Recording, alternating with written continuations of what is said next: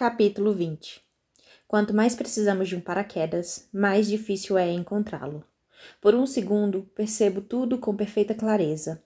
Consigo ouvir Macy gritando, Flint chamando meu nome, o vento rugindo como um trem de carga. E em seguida, tudo acaba se misturando nas batidas apavoradas do meu coração, conforme o terror toma conta de mim. Fecho os olhos para o impacto que vai quebrar todos os meus ossos. Mas antes de bater no chão, Flint me segura, me puxa para junto de si e nos faz girar no ar. Ele bate com as costas no chão e caio sobre ele, apertando o rosto na curva do seu pescoço. O impacto é forte o bastante para impedir o ar de circular nos pulmões. Por 1, 2, 3 segundos. Não consigo fazer nada além de ficar deitada em cima dele, tentando desesperadamente fazer os meus pulmões castigados funcionarem. Flint também não está se movendo. O pânico é um animal selvagem dentro de mim, enquanto me esforço para tirar o peso de cima dele. Seus olhos estão fechados e eu fico aterrorizada, pensando que ele pode estar machucado ou coisa pior. Ele absorveu a maior parte do choque da queda, deliberadamente girando comigo no ar até bater no chão coberto de neve, enquanto a única coisa em que bati foi nele. É quando apoio as mãos para erguer o tronco até ficar sentada com os joelhos ao lado das coxas dele, que enfim consigo inalar uma enorme golfada de ar. E é também neste momento que uma confusão generalizada se forma. Macy está gritando meu nome, enquanto se apressa para descer da árvore, e pessoas chegam de todas as direções. Estou ocupada demais sacudindo Flint e estapeando suas bochechas, tentando fazê-lo reagir, para prestar atenção às ações de qualquer outra pessoa. Pelo menos até ele abrir os olhos e dizer com a voz arrastada: Estou começando a achar que eu devia ter deixado você cair. Oh, meu Deus, você está bem. Eu me afasto dele. Mas está bem mesmo? Acho que sim. Ele ergue o tronco sentando-se na neve e solta um gemido. Você é mais pesado do que parece.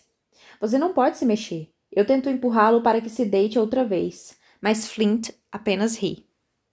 A neve amorteceu a minha queda, Gracie. Estou bem. Para provar, ele se levanta com um salto, caindo em pé com um movimento elegante. É quando Flint se levanta que eu percebo que ele está dizendo a verdade. Percebo um contorno na neve com o formato de sua silhueta, bem onde ele caiu. Pela primeira vez desde que me mudei para este estado, sinto-me agradecida pelo clima ridículo deste lugar. Afinal, quando você cai de uma altura de quase 7 metros, a neve é muito mais macia do que o solo. Mas, mesmo assim, se esse for o caso, por que ele pulou para me pegar? Podia ter se machucado. Ele não responde, apenas fica onde está, olhando para mim, com uma expressão estranha nos olhos. Não é preocupação, irritação, orgulho, nem nenhuma das outras expressões que eu esperava ver no seu rosto agora. Em vez disso, parece muito com vergonha. Mas isso não faz sentido. Ele acabou de me salvar de uma concussão e de alguns ossos quebrados, para dizer o mínimo. Por que ele precisa sentir vergonha disso? Qual era a alternativa? Pergunta Macy com a voz trêmula, como se tivesse acabado de recuperar o dom da fala. Deixar você se machucar? Você quer dizer que é melhor deixar que Flint se machuque? Pergunto embasbacada. Mas ele não se machucou, não é? E você também não. Ela olha para Flint com uma expressão agradecida. Muito obrigada, Flint. As palavras de Macy me fazem perceber que eu estava preocupada demais com Flint e também gritando com ele, para fazer o que devia ter feito imediatamente. Obrigada. Não sei o que teria acontecido se você não tivesse pulado para me pegar. As palavras soam meio desajeitadas depois de todas as broncas que dei nele. Mas não são nada em comparação com a expressão no rosto de Flint, enquanto ele encara por cima dos meus ombros a multidão que se formou atrás de mim. É um olhar que se alterna entre a impressão de que está prestes a socar alguém e como se estivesse ansioso para sair correndo. Imagino que isso aconteça porque ele não é muito bom com demonstrações de gratidão. Eu mesma sou terrível com isso. Então entendo, mas conforme o murmúrio das pessoas vai sumindo, e elas começam a se separar como uma versão humana do Mar Vermelho, eu viro para trás. e quase me sinto murchar por completo com a frieza nos olhos de Jackson. É somente o fato de o olhar dele estar fixo em Flint e não em mim que impede os meus joelhos de cederem por completo, porque eu só pensei que ele tivesse usado esse tipo de intimidação na festa. Neste momento, o olhar dele é absolutamente aterrador, e os 5 rapazes enigmáticos que estão com ele, tenho a impressão de que estou vendo todo o notório grupo da ordem pela primeira vez, só reforçam o fato de que há um problema aqui. Um problema sério. Eu só gostaria de saber por quê. Até mesmo Flint, que nunca reagiu à presença de Jackson no passado, parece um pouco abalado, e isso logo antes de Jackson, com a voz mais fria e racional que se possa imaginar, pergunta a ele: que diabos acha que está fazendo? É o tom de voz, mais do que a expressão nos olhos, que faz com que eu me mova como um frisão de medo correndo pela coluna, enquanto me coloco entre ele e Flint, antes que uma batalha campal possa acontecer. Talvez eu não entenda todas as nuances do que está acontecendo aqui, mas é óbvio que Jackson está lívido e mais do que pronto para descontar sua raiva em Flint, o que faz sentido. Eu caí, Jackson. Flint me salvou. Pela primeira vez, ele aponta aqueles olhos gelados para mim. Ah, salvou? Sim, o vento ficou forte e eu perdi o equilíbrio. Eu caí da árvore e Flint pulou para me pegar. Olho para Flint pedindo para que confirme a história, mas ele não está olhando para mim. E também não está olhando para Jackson. Em vez disso, está com o olhar perdido em algum ponto distante, com a musculatura do queixo e dos punhos tensionada. O que foi? Pergunto, estendendo a mão para tocá-lo no ombro. Você se machucou? Um tremor sutil corre pela terra, um singelo terremoto que agita um pouco os galhos das árvores, mas não faz nada além disso. Ouvi dizer que isso é comum no Alasca, então não fico surpresa quando ninguém reage. Nem mesmo eu dou importância. Em San Diego, esses microtremores acontecem 1 ou 2 vezes por mês. Flint nem percebe. Está ocupado demais se desvencilhando da minha mão. Estou bem, Gracie. Então, o que há de errado? Eu olho para ele, em seguida para Jackson e depois para Flint novamente. Não estou entendendo. Nenhum dos dois me responde. Então eu olho para Macy em busca de uma explicação que vá além da minha hipótese de que o Alasca faz aflorar o que há de pior nas pessoas. Mas ela parece tão confusa quanto eu, e com um medo que talvez seja 100 vezes maior que o meu. Em relação às outras pessoas, elas estão petrificadas pela situação dramática, com os olhos fixos em Jackson, enquanto ele continua a encarar Flint, que continua se recusando, obviamente, a olhar nos olhos de Jackson. Não é a primeira vez que associo Jackson à imagem de um caçador, mas essa é a primeira vez que vejo Flint como presa. Outros membros do grupo devem estar pensando a mesma coisa, porque em segundos eles se apresentam, tanto os rapazes quanto as garotas, agrupando-se junto a ele. O apoio explícito a Flint só aumenta a tensão que existe entre ele e Jackson, cujo rosto começou a exibir um sorriso cruel. Estou tentando desesperadamente entender como acabar com aquela situação sem derramamento de sangue, quando Macy acorda do estupor em que está e diz: é melhor a gente voltar para o quarto, Gracie, para ter certeza de que você está bem. Eu estou bem. Não vou deixar Jackson aqui sozinho quando ele parece pronto para pular no pescoço de Flint a qualquer instante.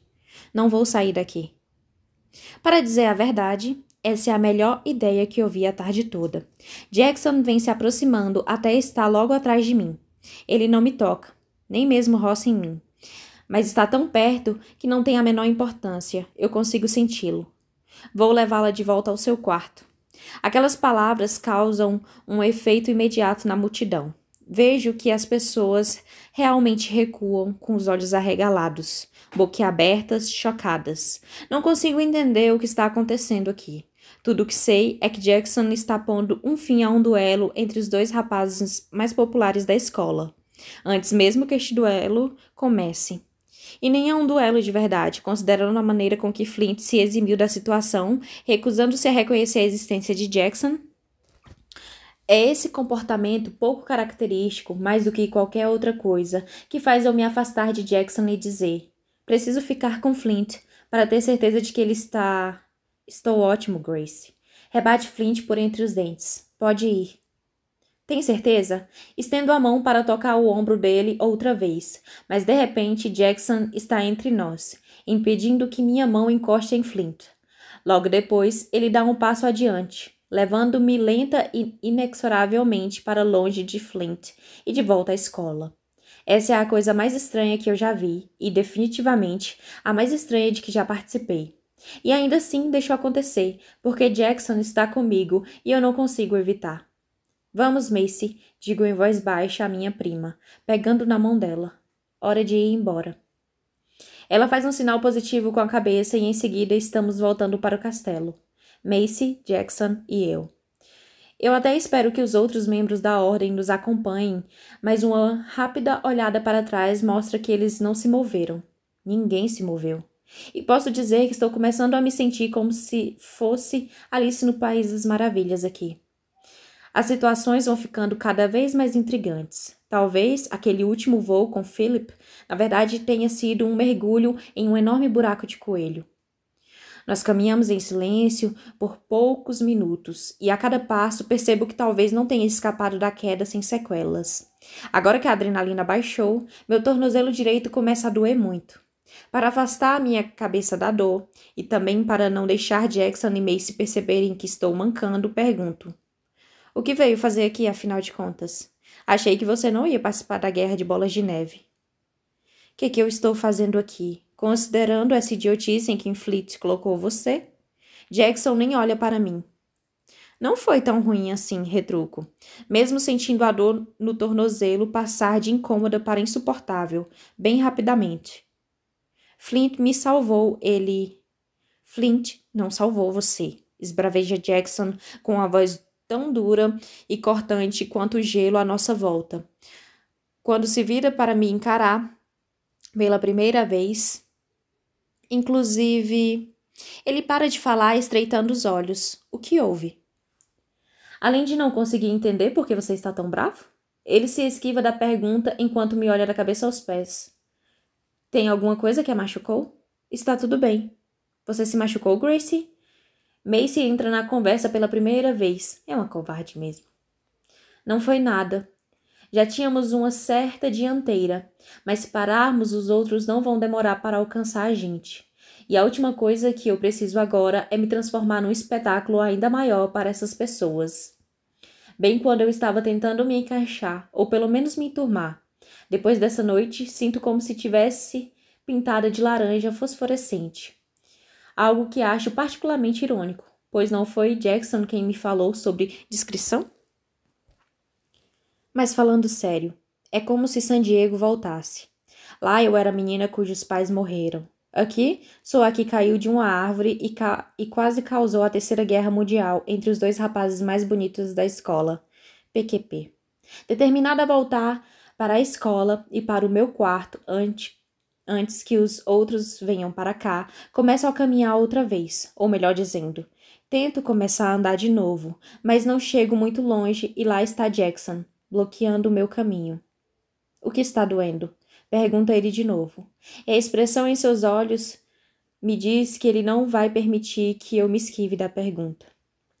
E já que discutir com ele só serve para desperdiçar segundos preciosos, eu finalmente cedo. O meu tornozelo. Devo ter torcido o pé quando caímos no chão. Jackson está ajoelhado aos meus pés antes mesmo que eu termine de falar, tocando gentilmente o meu pé e o tornozelo por cima da bota. Não posso tirar a sua bota aqui fora, senão o frio vai causar uma ulceração. Mas... dói quando eu faço isso? O meu gemido é a única resposta de que ele precisa. Quer que eu vá buscar o trenó motorizado? Pergunta Macy. Posso ir e voltar bem rápido. Ah, meu Deus, por favor, não. Bem quando não preciso transformar a minha vida num espetáculo público. Eu consigo andar, sério mesmo, estou bem. Jackson nos encara com um olhar incrédulo enquanto me ajuda a levantar. Em seguida, sem dizer uma palavra, ele me pega nos braços.